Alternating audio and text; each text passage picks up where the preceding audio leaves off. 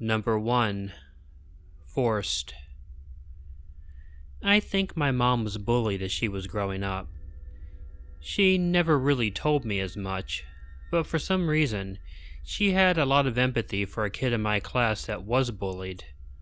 Although I didn't really like him that much, she pretty much forced me to hang out with this kid, Colin, all the time.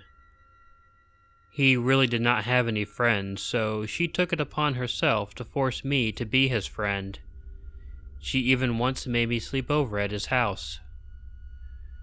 Colin was just weird. He talked to himself a lot and answered himself, and it just made us all think that he must be really crazy or something. My other friends gave me a ton of grief for hanging out with him, but what could I do? I always did what my mom asked of me, even if it was something that I really didn't care to do. When Colin asked me to sleep over at his place, I was unfortunate enough to have my mom be in the room with us. She overheard and answered for me. So here I was, losing an entire Saturday night, sleeping over at this weird kid's house. Colin's parents were a bit weird too. They must have known how little friends he had because they seemed all super appreciative that I was hanging out with him. They kept thanking me, offering me anything I wanted to eat. They let me choose what to watch on television. They just did whatever they could to try and show me how much they appreciated that I was his friend, which meant they probably didn't know he was simply a charity case. When we went to bed, I noticed that Colin had bunk beds. However, rather than take the top bunk, he chose to sleep on the floor. When I asked why, he told me, "I always have to save the top bunk for the other Colin." When I asked him what he was talking about, he just shrugged.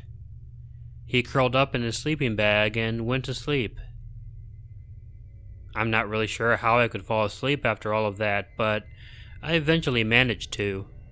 I woke up sometime in the middle of the night when I heard some whispering. Without raising out of bed, I opened my eyes and looked over at Colin. He was sitting up in his sleeping bag, and he was rocking back and forth. While he rocked, he kept whispering unintelligible things. I was used to knowing that this kid talked to himself all the time, but this was even creepier.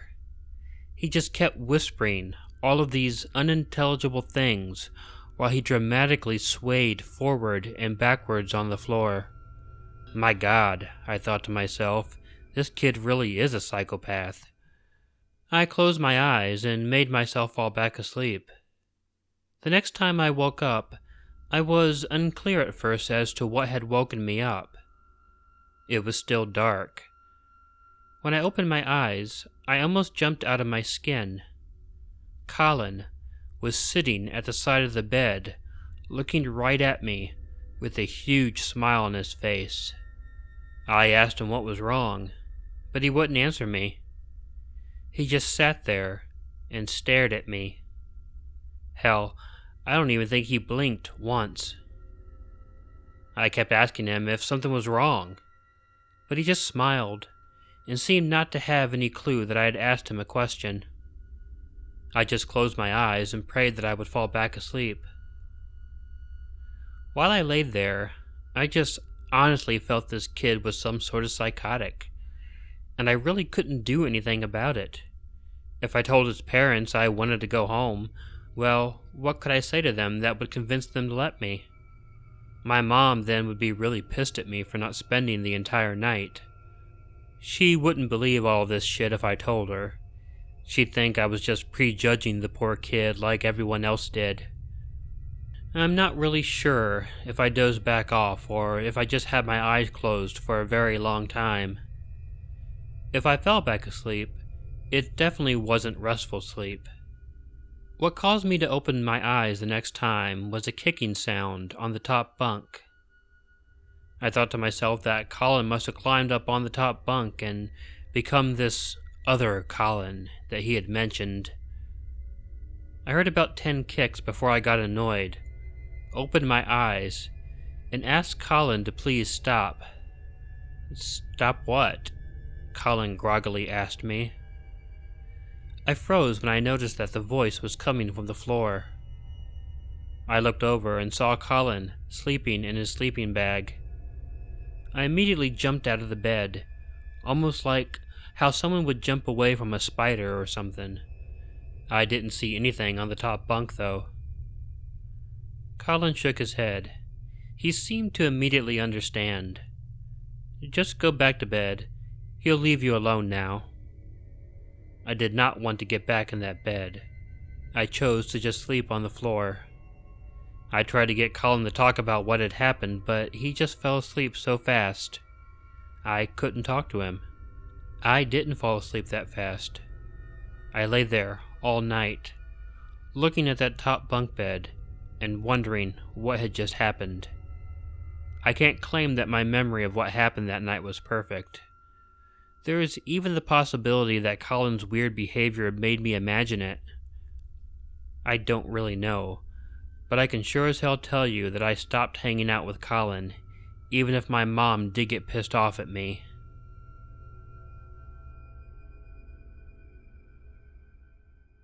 Number 2. Visitor. When I was 12, I had a really scary encounter when I was spending the night at my friend Jenny's house. It was a Friday night. Although it was set up as a supervised sleepover with Jenny's mom there, about 8 p.m., her mom got called into work. She was a nurse, so it wasn't really unusual for this to happen, and it wasn't unusual for Jenny to spend a lot of time home alone, even at her age. Jenny's mom just gave us the normal rules. Stay up on the second floor as much as possible, and if anyone comes to the door, we should just pretend that no one was home. We didn't mind having the place to ourselves for many reasons, least of all that we were able to stay up as late as we want and do whatever we wanted to do. Around 10 p.m., we were up in Jenny's room watching television. We then heard someone ringing the doorbell. We weren't really expecting to hear something so late at night. We were of course very curious as to who it was. However, we also knew what the rules were, and we didn't go to answer the door. It was hard not to as well, because whoever it was kept ringing the bell over and over again, frantically. It was nearly about 5 minutes of ringing before it stopped. So, just as abruptly as the ringing started, it had stopped and was gone. We were both still very curious as to who the hell it was, but we didn't really concern ourselves too much. That is, until about half an hour later, when the doorbell began ringing again. It of course startled us, as we hadn't expected it the first time even. This time, the bell rang over and over again for nearly 10 minutes. It was unnerving. I'm not even sure if I can tell you exactly how it felt. It was nerve-wracking to hear this doorbell over and over and over again, and knowing that we couldn't go down to answer the door. We didn't even think it was a good idea to go look out the window and see who it was ringing the bell. But we also couldn't make the ringing stop, and we really wanted to. When the ringing finally stopped for the second time, we were already so wound up that it was difficult for us to relax. Jenny tried calling her mom, but being a nurse, it was very often really difficult for her to get in touch with her while she was working. We left a message for her to get back with us as soon as she could, but there was really no telling when that might be. For a while afterwards, we were just very uneasy, but the ringing didn't come again. Again, I can't explain why we felt like that, other than it was simply the fact that we didn't know who was driving us crazy. Not only that, but I began to get really thirsty. It must have been the nerves from what was happening, but I just felt my mouth getting drier and drier until I knew that we would have to go downstairs and get something to drink. By the time we finally braved the trip downstairs, it had been nearly an hour and a half since the second time that we had heard the doorbell ringing. Walking down the stairs was a bit of a chore. With every step, I either expected the doorbell to begin ringing again, or I expected something to jump out in front of us or to grab our feet as we were going down the stairs. We, however, made it all the way to the bottom of the stairs without any incident. Finally realizing that whomever it was must be gone and that we were safe, Jenny and I went into the kitchen and got ourselves a drink and took a couple of minutes to make a snack. After we had made the snack and were about to get ready to head up the stairs, I noticed Jenny stop, and she was looking right past me at the back door. When I turned around, I almost had a heart attack when I saw a man standing at the door, leaning up against the window and holding a knife against the window glass. I screamed, but Jenny did the smarter thing. She immediately ran over to the house phone, picked it up, and dialed 911 while yelling, "I'm calling the cops, you fucker." The guy just smiled and pressed his face up against the glass. He chuckled and then kissed the window before quickly disappearing into the night. The police were able to get a hold of Jenny's mom, and she came home. There was no one anywhere to be found when she got home, though. Seeing that guy was startling enough, but it is not the thing that scared me the most. The thing that terrified me the most was the fact that this guy must have not only known we were home, but that we were home alone. And the ringing of the doorbell, that must have been done to deliberately make us uneasy. And how long had he been patient, watching and waiting for us? And where was he watching us from? I don't know.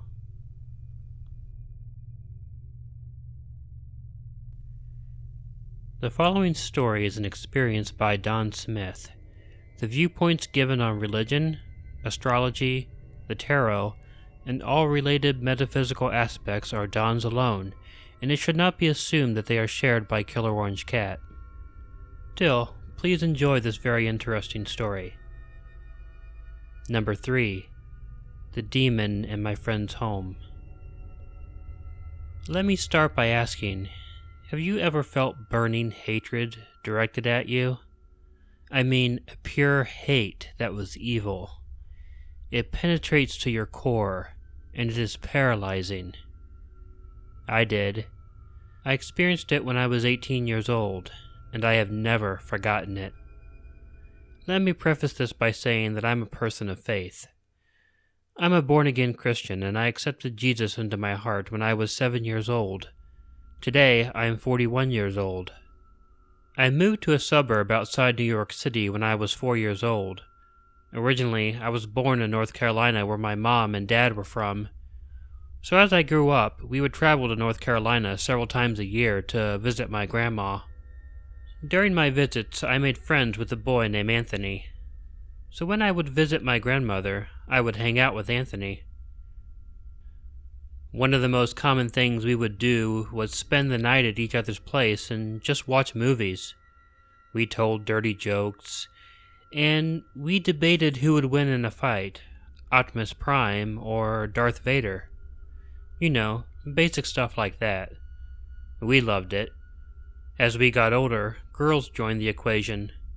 So it became, who was prettier, the brown-haired girl or the blonde girl we saw tonight? After we talked about girls, we would continue with dirty jokes and discussing who would win in a fight, Optimus Prime or Darth Vader. When I turned 18 years old, I attended my first semester at a Christian college in the Midwest. There, I pursued a degree in communications. Now let me say this, I hold firm to my faith today. My relationship with God and Jesus are very important to me. However, I never considered myself Joe Christian. You know, the guy in the white button-up shirt, waiting to sing Amazing Grace at the drop of a hat. In fact, those types make me feel uncomfortable. So when I was 18 years old, I was not the beacon of all things holy. Honestly, I was a geek with a low self-esteem. While I was away at college, Anthony's life began to change. He, his mother, and brother moved in with his ailing grandfather. Also, a handful of other people, i.e., friends and relatives, moved in.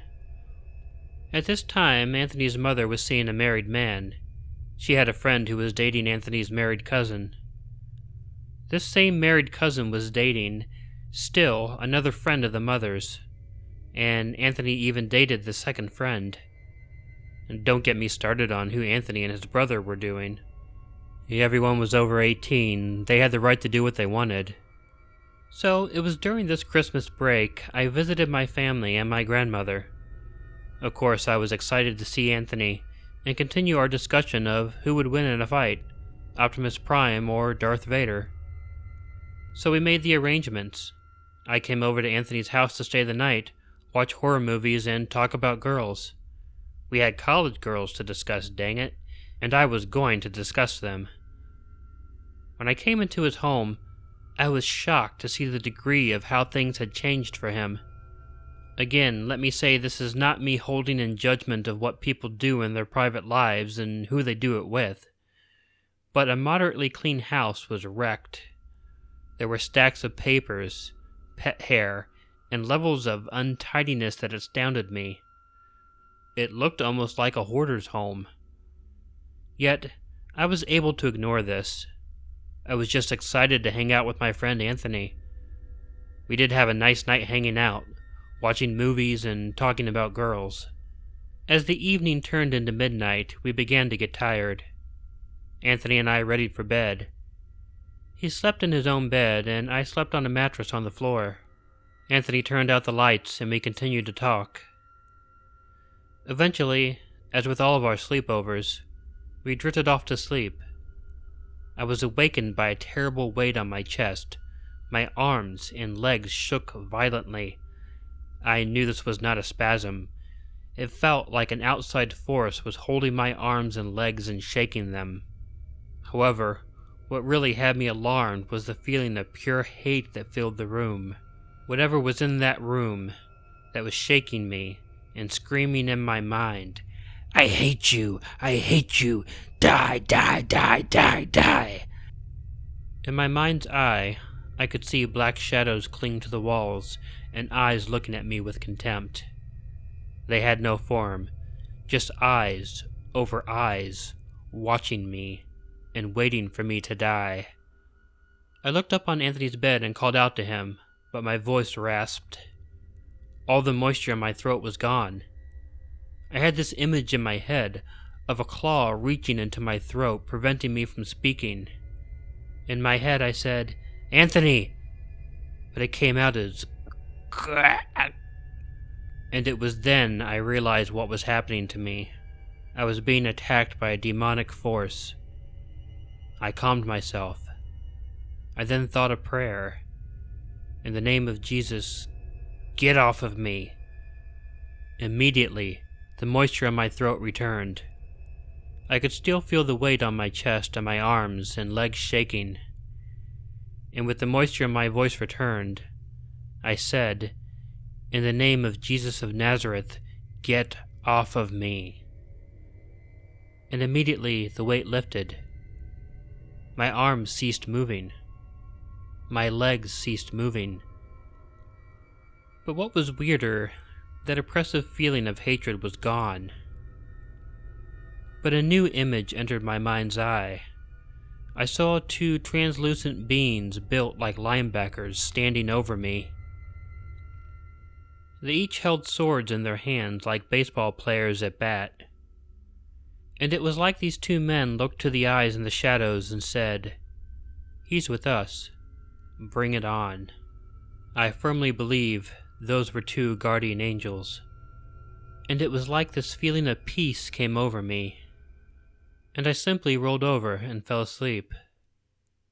The next morning when I woke up, I told Anthony about what had happened. He was surprised, and we didn't say much more about it that day. In fact, we didn't talk about it for months after that. However, I routinely thought about it, and that experience stayed with me. About a year later, I went back to North Carolina for the Christmas break of my second year of college. Despite my dark and hateful encounter, I was anxious to see Anthony again. I was shocked to see everything in Anthony's home changed. All the people had moved out. His mother married someone Anthony's age, and they ran off to Florida. Anthony's mother stole thousands of dollars from Anthony's invalid grandfather and basically left him alone. Anthony ended up staying with his grandfather to help care for him. "Can I show you something?" he asked me. "Sure," I said to him. "When my mom ran off to Florida with the younger guy, she left a lot of stuff behind," Anthony said. "We went through her closet and found this." He showed me an astrology map and a deck of tarot cards. I have no idea what my mom was into, but it got scary here. He then pulled out the tarot deck and said, "These were the first two cards we found in the deck." He showed me. It was the Death card and the Devil card. "I believe what you told me last time you stayed here," he said. "That was when things got, well, weird." "Yeah," I said. I realized something. Whatever it was in Anthony's house, it was so evil that it viewed even the least assured of Christians as a threat. The whole experience reminded me that dark forces exist. However, I was also reminded that more powerful forces exist, and these are so powerful that even in a room filled with hate and death, I can find rest. Hey all, Killer Orange Cat here. If you like this video, how about letting me know by hitting the like button? If you're not already subscribed to Killer Orange Cat, please feel free to hit the button next to the tabby to be informed of new content. Also, if you're really bored, feel free to follow Ichigo and myself on Facebook and Twitter. It's not too exciting, but hey, I'm sure I'm not the most boring guy on Facebook and Twitter. Ichigo, on the other hand, he might be the most boring guy on Facebook and Twitter. I want to apologize for the lack of content lately. I've had a lot of extreme circumstances happen that have kept me from getting a video up lately. I wanted to have one up over the weekend, but my internet was out for a few days due to a storm. As you probably noticed, I tend to try to answer as many comments on my videos as I possibly can, and I've gone quite a few days without answering any, so I'm going to try to catch up on that as best I can. I'm going to try to do my best to make up for the lack of content over the next few weeks. So thank you all for being patient, and I hope you're still willing to do me one big favor. Please, make sure to check in your closet and check under your bed, because you never know where a Killer Orange Cat might be hiding. Good night.